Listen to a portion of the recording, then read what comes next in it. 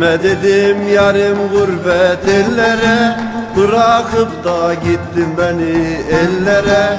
Yağmur olur karışırım sellere, bir an oldum döndüm artık çöllere. Gitme dedim yarim gurbet ellere, bırakıp da gittin beni ellere. Yağmur olur karışırım sellere, bir an oldum döndüm çöllere.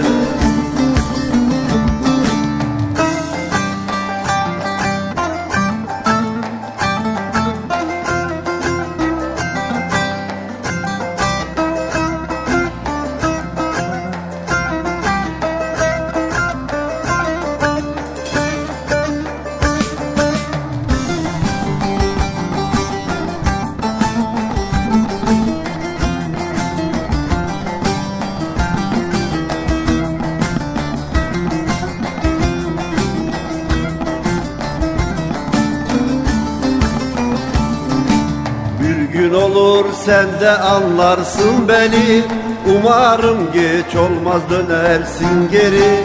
Bu gönülde sevdi seni ezeli, sensin yarim bu gönlümün güzeli.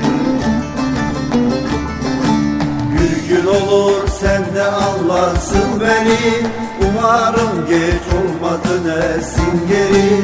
Bu gönülde sevdi seni ezeli, sensin yarim bu gönlümün güzeli.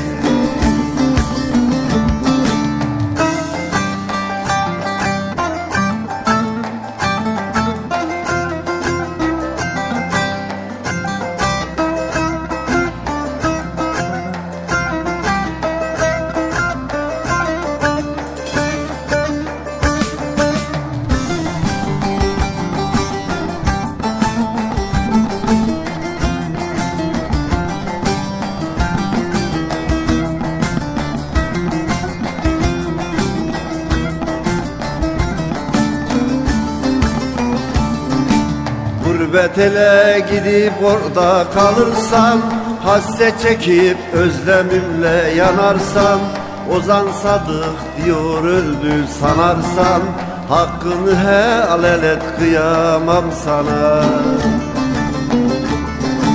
Gurbet ele gidip orada kalırsan, hasret çekip özlemimle yanarsan, Ozan Sadık diyor öldü sanarsan, hakkını helal et kıyamam sana, yar sana.